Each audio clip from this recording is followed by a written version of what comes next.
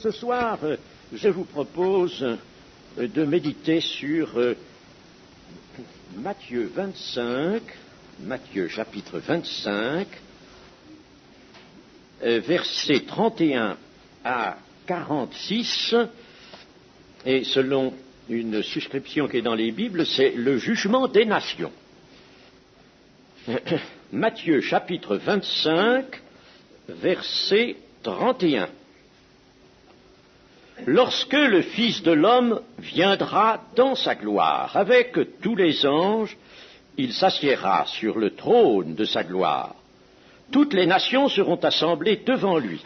Il séparera les uns d'avec les autres, comme le berger sépare les brebis d'avec les boucs, et il mettra les brebis à sa droite et les boucs à sa gauche.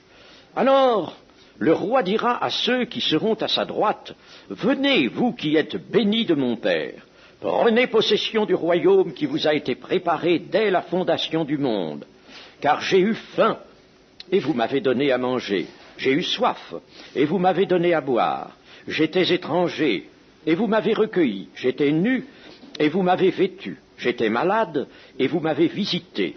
J'étais en prison, et vous êtes venus vers moi. » Les justes lui répondront, « Seigneur, quand avons-nous vu avoir faim et t'avons-nous donné à manger, ou avoir soif et t'avons-nous donné à boire? Quand avons-nous vu étranger et t'avons-nous recueilli, ou nu et t'avons-nous vêtu? Quand avons-nous vu malade ou en prison, et sommes-nous allés vers toi? » Et le roi leur répondra, « Je vous le dis en vérité, toutes les fois que vous avez fait ces choses à l'un de ces plus petits de mes frères, c'est à moi que vous les avez faites. » Ensuite, il dira à ceux qui seront à sa gauche, « Retirez-vous de moi, maudits, allez dans le feu éternel qui a été préparé pour le diable et pour ses anges, car j'ai eu faim et vous ne m'avez pas donné à manger, j'ai eu soif et vous ne m'avez pas donné à boire, j'étais étranger et vous ne m'avez pas recueilli, j'étais nu et vous ne m'avez pas vêtu, j'étais malade et en prison et vous ne m'avez pas visité. »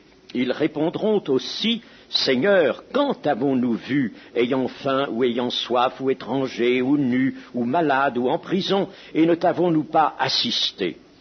Et il leur répondra, « Je vous le dis en vérité, toutes les fois que vous n'avez pas fait ces choses à l'un de ces plus petits, c'est à moi que vous ne les avez pas faites.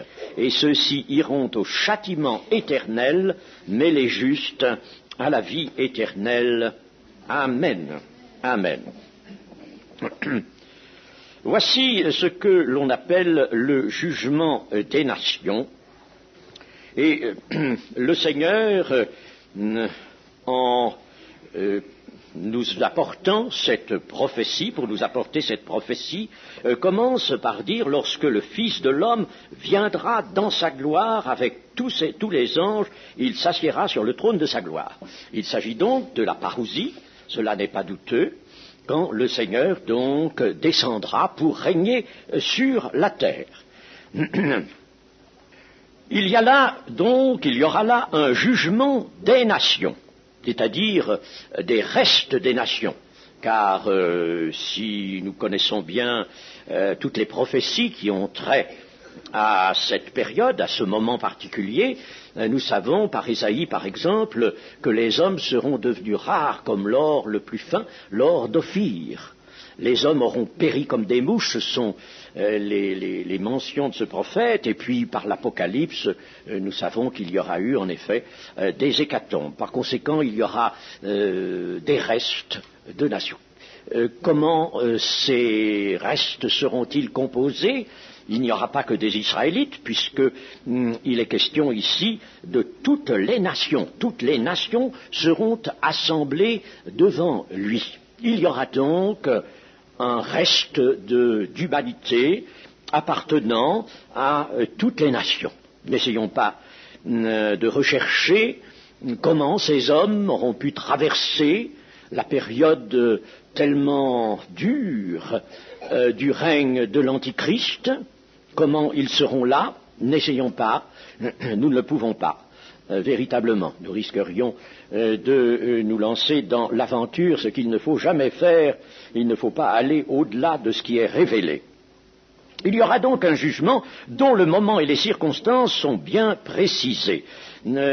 dans le chapitre 19 de Matthieu, c'est-à-dire quelques pages avant, chapitre 19 et au verset 28, nous pouvons lire ceci. Jésus leur répondit, ou lisons verset 27, Pierre, prenant alors la parole, lui dit, Voici, nous avons tout quitté et nous t'avons suivi, qu'en sera-t-il pour nous? Jésus leur répondit, Je vous le dis en vérité, quand le Fils de l'homme, au renouvellement de toutes choses, sera assis sur le trône de sa gloire, vous qui m'avez suivi, vous serez de même assis sur 12 trônes et vous jugerez les 12 tribus d'Israël. Bon, je m'arrête là. Assis sur 12 trônes et vous jugerez. Juger, cela veut dire administrer. Mais le Seigneur, là encore, nous parle de son avènement, lorsqu'il sera assis sur le trône de sa gloire, telle est bien encore son expression, et là il donne cette précision au renouvellement de toutes choses. Dans le grec, c'est le terme palingénésia, il est formé de deux mots signifiant nouvel engendrement. Lors du nouvel engendrement de la terre, ce nouvel engendrement ou ce renouvellement est aussi évoqué par Pierre dans sa prédication, sa première prédication, et il est décrit dans le chapitre 65 du prophète Ésaïe. Donc là, ce jugement qui nous occupe maintenant est bien précisé dans le moment où il aura lieu et les circonstances où il se déroulera. Et le Seigneur nous dit qu'il y aura alors un triage qui donnera lieu à deux fractions, les brebis et les boucs, ou les bénis de Dieu et les maudits qui iront à la ruine éternelle. Un triage, mais sur quels critères? Triage sur l'attitude d'assistance, on peut dire si on veut de charité, moi je n'ai rien contre ce terme, attitude d'assistance ou de charité à l'égard de ceux que Jésus appelle mes frères. Certains ont voulu que ces frères soient les Juifs, mais on ne peut pas s'arrêter à cet avis-là, étant donné que on pourrait être charitable à l'égard des Juifs et cela compterait, mais ne pas l'être à l'égard des autres hommes, ce qui n'aurait aucune conséquence. Vous voyez, c'est impossible, absolument impossible. Mes frères, rappelons-nous ce que dit l'Épître aux Hébreux, le Seigneur Jésus qui a participé à la chair et au sang, n'a pas honte d'appeler les hommes ses frères. Ses frères, ce sont tous les hommes, par conséquent. Alors, le critère, c'est cela, l'attitude qu'auront eue ceux qui comparaîtront dans ce jugement devant le Seigneur, l'attitude de charité à l'égard des autres hommes, et ce sera une attitude que le Christ aura enregistrée pour lui-même. Ce qui aura été fait ou n'aura pas été fait à l'égard de ses frères, des autres hommes, l'aura été ou ne l'aura pas été à son égard à lui. Il enregistre, il prend à lui cela. Ce qui va nous importer maintenant, c'est le principe de ce jugement que nous allons reporter sur l'ensemble du peuple de Dieu, c'est-à-dire sur l'Église aujourd'hui. Laissons les circonstances particulières où s'exercera ce jugement lors de l'avènement du Seigneur, mais pensons que le critère d'assistance dont se sert ici le Seigneur ne peut pas être le seul fait des gens qui seront jugés lors de l'avènement du Seigneur, mais bien entendu, ce critère, il doit être également vérifié dans le peuple de Dieu, cela va de soi.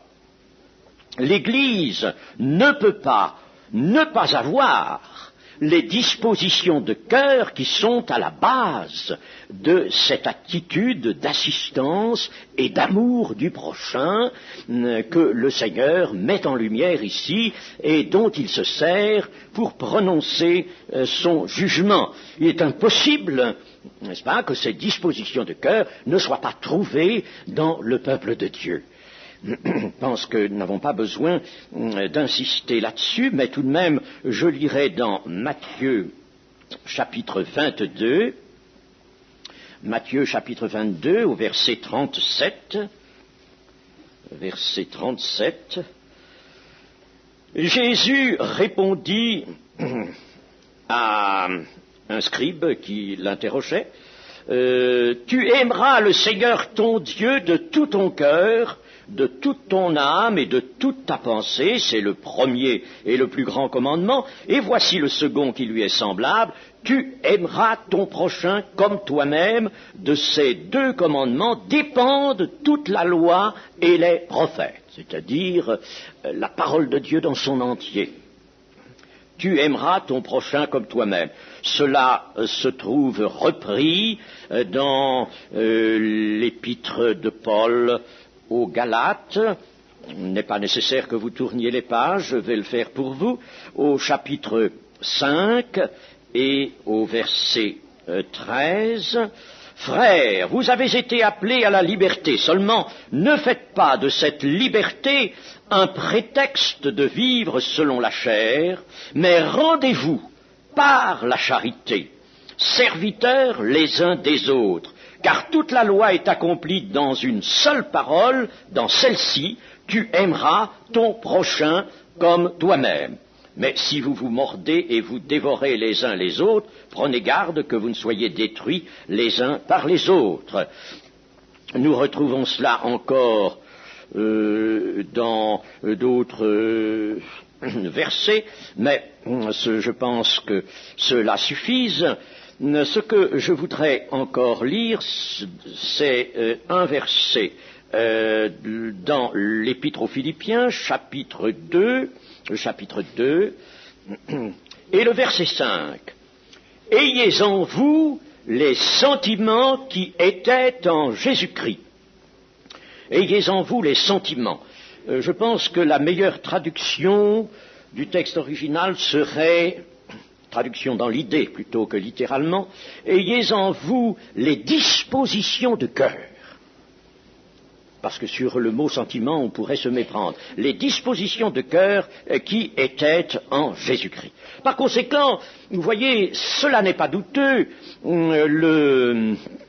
Les dispositions de cœur que le Seigneur met en honneur pour annoncer le jugement des nations, eh bien, il faut absolument qu'elles soient présentes dans tous les cœurs du peuple chrétien.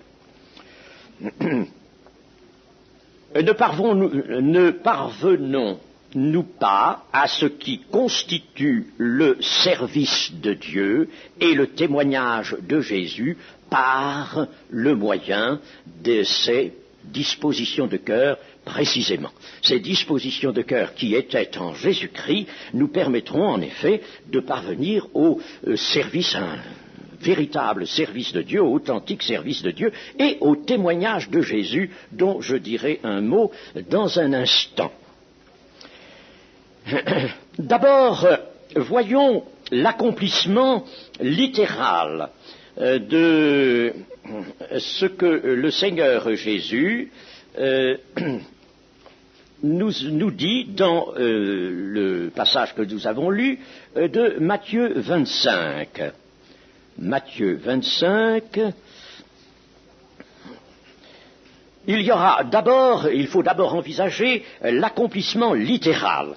Le Seigneur dit ceci, j'ai eu faim, j'ai eu soif, j'étais étranger, j'étais nu, j'étais malade, j'étais en prison. Et dans toutes ces occasions, vous êtes venus, vous m'avez assisté, vous avez usé de bonté, vous avez mis en pratique le commandement d'amour du prochain.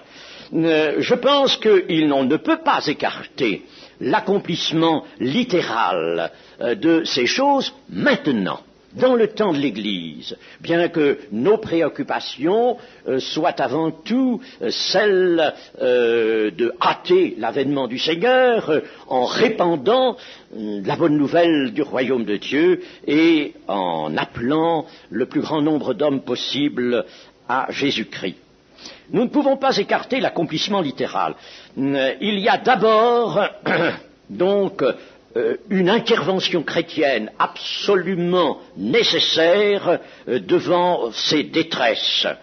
Peut-être que dans la société où nous vivons, elles ne sont pas tellement nombreuses, tellement évidentes, quoique maintenant, n'est-ce pas, il est difficile de se prononcer vraiment dans un sens ou dans l'autre. De toute manière, il y a nécessairement des détresses sur le plan physique, et nous ne pouvons pas nous dérober à ce commandement d'amour qui s'exerce de façon pratique par une assistance au profit de ceux qui supportent de tels états, de telles souffrances. Rien dans le Nouveau Testament n'exclut l'intervention de l'Église au-devant de toutes ces souffrances. En effet, si je prends l'Épître aux Galates au chapitre 6, je lirai au verset 7,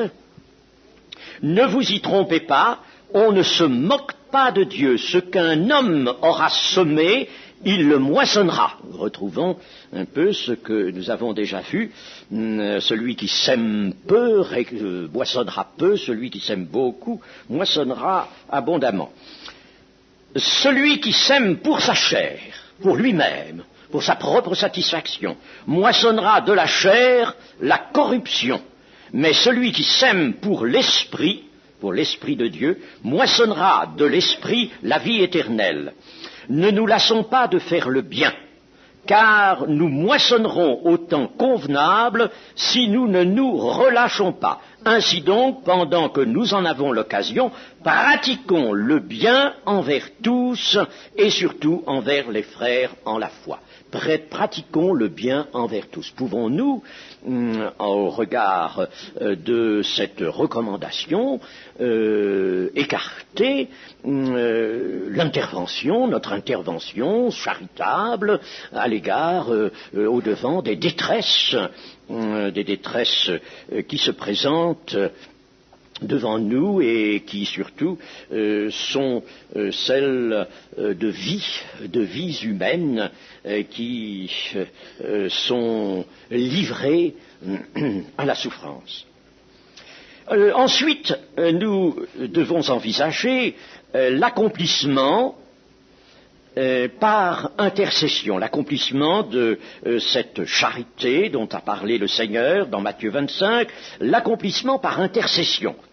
Dans la première épître de Paul à Timothée, 1 Timothée, chapitre 2 et verset 1, chapitre 2, verset 1, « J'exhorte donc, avant toute chose, à faire des prières, des supplications, des requêtes, des actions de grâce, pour tous les hommes, pour les rois et pour tous ceux qui sont élevés en dignité, afin que nous menions une vie paisible et tranquille, en toute piété et honnêteté. Cela est bon et agréable devant Dieu. » Cela est bon et agréable devant Dieu. Or, ce que nous voulons, c'est de plaire à Dieu, faire ce qui lui plaît, ce qui lui est agréable, comme le Seigneur Jésus l'a dit pour lui-même.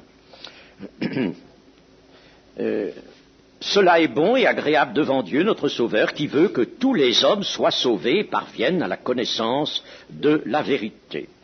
Donc, la prière d'intercession. Et bien sûr, nous devons aussi penser à nos frères qui sont persécutés. On a estimé qu'il pouvait y avoir maintenant, c'est difficile à évaluer évidemment, mais enfin, c'est un ordre de grandeur qu'on a mis en avant. On estime qu'il y a probablement entre un quart et la moitié de l'Église fidèle qui est sous le coup de la persécution. voyez, c'est très important. D'ailleurs, c'est un des signes du temps de la fin. Par conséquent, il faut prier, penser à prier pour nos frères qui sont ainsi dans des pays où la liberté de louer Dieu, de se réunir, la liberté de culte n'est pas entière et est même quelquefois tout à fait supprimée, comme en Albanie par exemple. Tout à fait supprimée.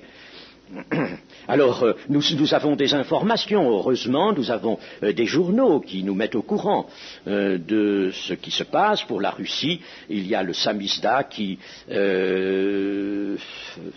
est une organisation d'information permettant de faire passer vers nous, vers l'Occident, des informations en général de très haute qualité, en tout cas sûres.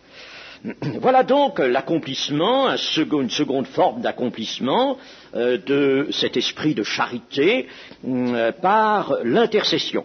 Et troisièmement, il y a un accomplissement qui revient à l'Église, bien sûr, au niveau du salut.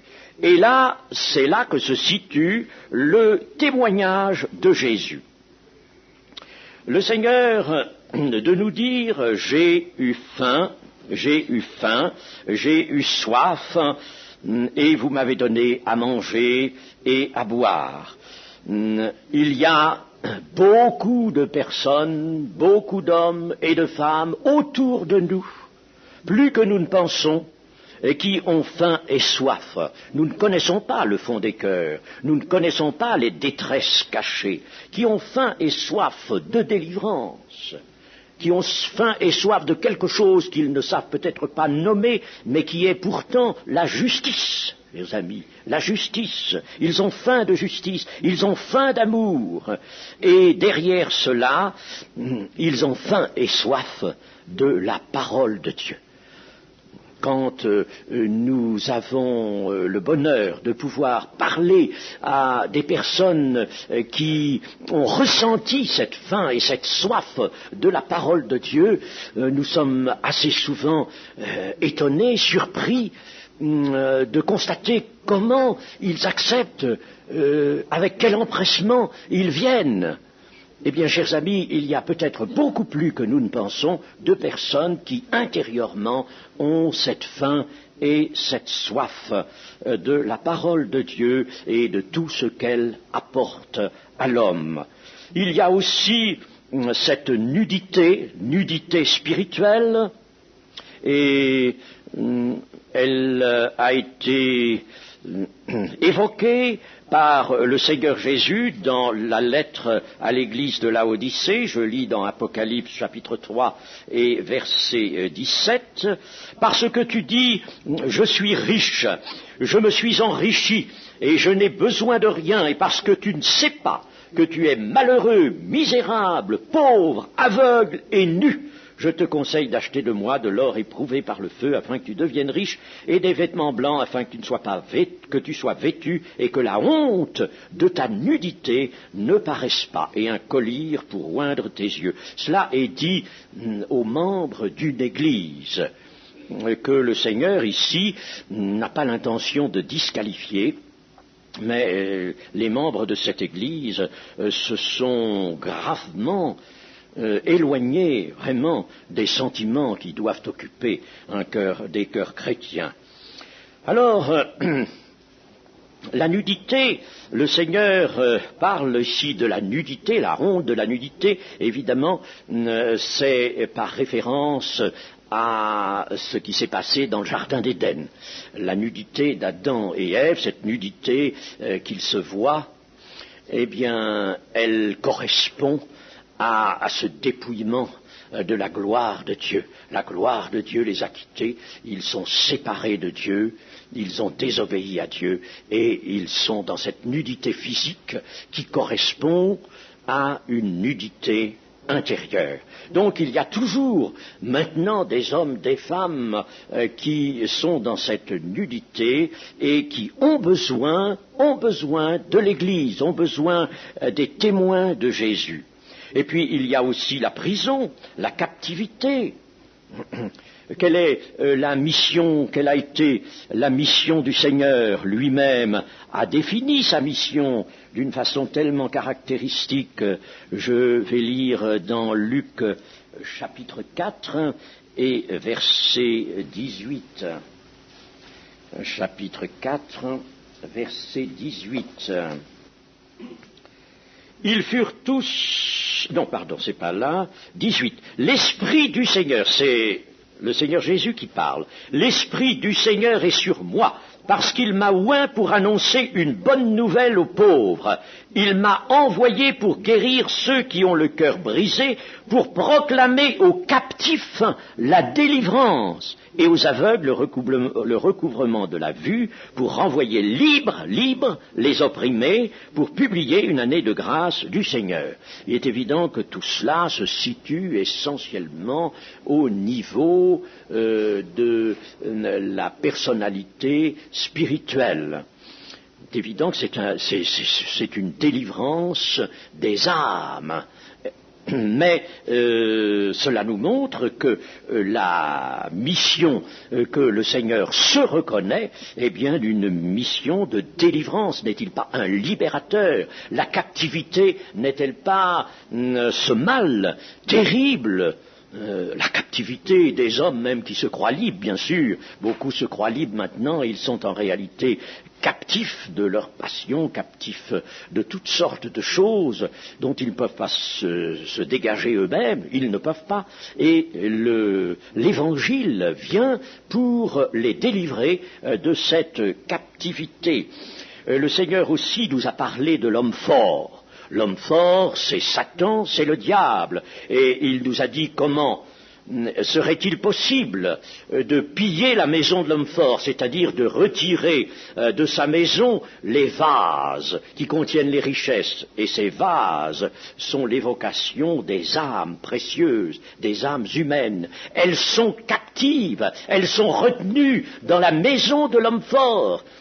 Et c'est à nous, alors, d'aller les visiter, c'est à nous d'aller les arracher à cette captivité, et pour le faire, le Seigneur nous donne le moyen, lier l'homme fort, le lier par la prière, par la puissance du Saint-Esprit. Vous voyez qu'il y a par conséquent, au niveau du salut, au niveau spirituel, un accomplissement des dispositions charitables dont parle le Seigneur en Matthieu 25, il y a un accomplissement qui revient à l'Église. Et puis, le témoignage de Christ ou le témoignage de Jésus, d'une manière générale, on se préoccupe fort peu de ce témoignage-là. Parce que le mot témoignage, on l'a mobilisé pour parler de ce qu'on dit, de ce qu'on rapporte, de ce qu'on rapporte de sa propre expérience. Quelqu'un donne l'expérience par laquelle il est passé, expérience de salut, de guérison, ou expérience faite dans le cours de la vie chrétienne, et on appelle cela son témoignage, donner son témoignage. Bon, cela est vrai, mais cela n'épuise pas du tout la mission qui nous est impartie. Pas du tout, pas du tout. Lorsque le Seigneur a dit « Vous recevrez une puissance survenant sur vous, le Saint-Esprit survenant sur vous, et vous serez mes témoins. Vous serez mes témoins. » Les témoins de Jésus. Il ne s'agit pas là seulement d'avoir des occasions de donner son témoignage. Il s'agit du témoignage de Jésus. C'est tout autre chose que cela. Ce témoignage de Jésus, l'Apocalypse nous dit qu'il est l'esprit de la prophétie. D'une manière générale, dans une acception très générale, toute l'écriture, toute la parole écrite est une prophétie. Et le témoignage de Jésus est précisément l'esprit de toute l'écriture, l'esprit de la parole de Dieu qu'il s'agit de communiquer. Le Saint-Esprit en nous va nous permettre de communiquer la révélation de Dieu sur le Christ, sur son œuvre, sur sa victoire, sur la vie éternelle. Et en effet, dans l'épître aux Philippiens, il y a un passage que vous connaissez bien, chapitre 2, verset 14, que je lis. Chapitre 2, verset 14. Faites toutes choses sans murmure ni hésitation, afin que vous soyez irréprochables et purs, des enfants de Dieu irrépréhensibles, au milieu d'une génération perverse et corrompue.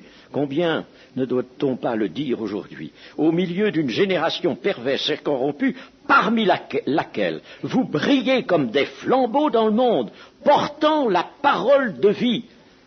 Et je me glorifierai. Vous voyez, c'est cela le témoignage de Jésus. C'est d'apporter ce que Jésus veut apporter au monde, aux hommes de ce monde. C'est l'apporter à sa place, pour lui, comme il l'aurait fait lui-même. Voilà le témoignage de Jésus. Alors, chers amis, ne faisons plus la confusion entre notre témoignage, le petit récit, la relation qu'il nous est donné à certains moments, qui a sa valeur, de faire de notre expérience, avec le témoignage de Jésus qui est l'esprit de la prophétie, c'est-à-dire qui va apporter, en somme, tout le conseil de Dieu, le plan de Dieu pour sauver les hommes. C'est à cela que nous sommes appelés, apporter la parole de vie, la parole qui donne la vie. Et par conséquent, cela entre dans l'accomplissement de Matthieu 25, ces dispositions charitables que les chrétiens ne peuvent pas se dispenser d'avoir en eux les sentiments qui étaient en Jésus-Christ. Alors, il y a là un accomplissement qui est très important sur le plan spirituel. Le prophète Amos nous parle d'une perspective tragique pour la fin du temps. Il s'agit de la fin, de cette faim et de cette soif d'entendre les paroles de l'Éternel qui ne seront plus satisfaites. La faim et la soif d'entendre les paroles de l'Éternel travaillera les jeunes gens, il est question justement des jeunes gens et des jeunes filles, les travaillera dans les temps de la fin, non pas seulement au milieu du peuple d'Israël, dans le monde entier. Et la parole de l'Éternel, ils ne la trouveront pas. C'est la perspective d'un jugement de Dieu devant la vie corrompue des hommes et l'oubli de la volonté de Dieu, le mépris de sa parole. Bientôt donc, beaucoup de nos semblables souffriront d'une famine spirituelle. Ils chercheront en vain l'aliment de la parole de Dieu et partout où ils se tourneront, cette parole leur sera refusée parce que Dieu l'aura retirée. Croyez que Dieu est capable de retirer la parole? Voyez déjà un peu ce qui se passe dans les pays totalitaires. Eh bien, on persécute le livre lui-même, la Bible, et quand on en trouve chez des gens, on s'empresse de les détruire, de les prendre, de les saisir et de les détruire. On empêche la réimpression, ou alors on édite une Bible falsifiée. Eh bien, nous savons que beaucoup de gens dans ces pays souffrent déjà d'une certaine famine. Ils cherchent, enfin, ils trouvent encore. Mais il est évident qu'un jour, le Seigneur pourra retirer sa parole. Les hommes seront en somme privés de ce qu'ils auront méprisé lorsqu'ils en disposaient au temps de l'abondance et de la liberté. Je pense à notre France particulièrement, qui a l'abondance maintenant, la liberté. Mais un jour, cela brusquement peut leur être retiré, peut nous être retiré. Non seulement on peut très bien empêcher la Bible d'être possédée, d'être réimprimée, d'être vendue, distribuée, mais par d'autres moyens, et peut-être Dieu lui-même voudra-t-il que tous ceux qui, lors de l'abondance, ont rechigné, ont méprisé, on leur parlait de la Bible, oui, ça ne les intéressait pas, ou ils en avaient une, ils la mettaient au grenier, ils ne s'en servaient pas. Et le moment arrivera, parce que c'est prophétisé par le prophète Amos, et tout ce qui a été prophétisé s'accomplira. Tout s'accomplira, absolument tout. Le Seigneur retirera la parole de Dieu. Et alors les hommes souffriront vraiment de cette famine, parce que les événements, justement, les amèneront à soudain considérer que le grand bien qui pourrait leur être donné ne pourrait leur provenir, leur venir que de la parole de Dieu. Or, ils ne l'ont plus. Pourquoi cela? Eh bien, voyez, Amos, dans son chapitre 2 et au verset 12, relève ceci: « Ô prophète, vous avez donné cet ordre, ne prophétisez pas. » Ne prophétisez pas. Et actuellement, il arrive que l'on fasse en sorte de ne plus pouvoir annoncer partout où on devrait pouvoir l'annoncer, l'Évangile. Il y a même une apostasie qui s'oppose à la proclamation du véritable Évangile. Et cela, Dieu le voit. Et bien sûr, le moment venu, il est peut-être très proche ce moment, il retirera sa parole. Alors en conclusion, disons ceci, ne perdons pas de temps maintenant. Nous sommes chargés du témoignage de Jésus. Si nous sommes baptisés dans le Saint-Esprit, c'est pour cela. C'est pour cela.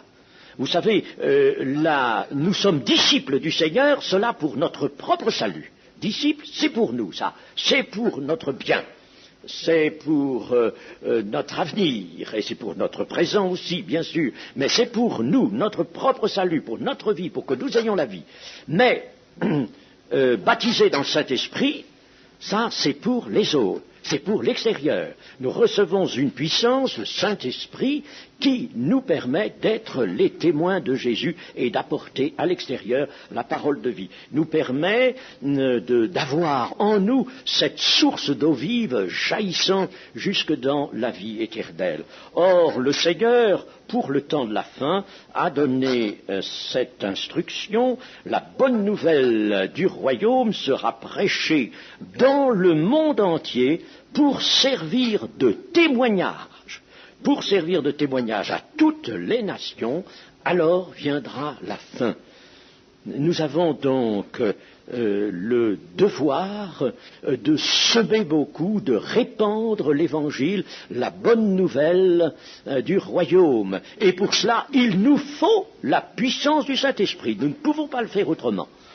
Il nous faut par conséquent, comme nous y sommes invités dans Éphésiens chapitre 5, être constamment remplis du Saint-Esprit. Car il y a le constamment, n'est pas dans nos traductions, mais il est dans le sens du texte original: soyez constamment remplis du Saint-Esprit. Ne le soyez pas à un moment, ne le soyez pas dans le passé, mais soyez maintenant, il faut veiller à cela, être constamment rempli du Saint-Esprit pour pouvoir délivrer autour de nous le témoignage de Jésus. Et voilà comment je pense que le critère du jugement des nations annoncé par Matthieu 25 a pour nous une importance éducative, une importance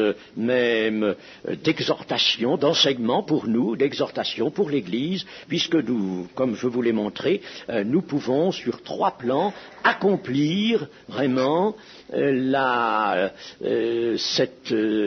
ces dispositions charitables, nous pouvons avoir ces attitudes d'assistance charitable sur 3 plans, le plan humain, le plan physique, et puis sur le plan de l'intercession, et enfin sur le plan du salut, le plan spirituel. Et ça, c'est notre tâche, chers amis, il faut que nous en soyons conscients et que nous ne puissions pas l'oublier, mais que nous mettions ça en bonne place dans notre recherche et dans nos prières envers le Seigneur. Le Seigneur veut que nous allions vers lui pour demander ce dont nous avons besoin, ce dont nous sommes rendus conscients que nous avons besoin pour le servir. Que le Seigneur soit béni. Amen.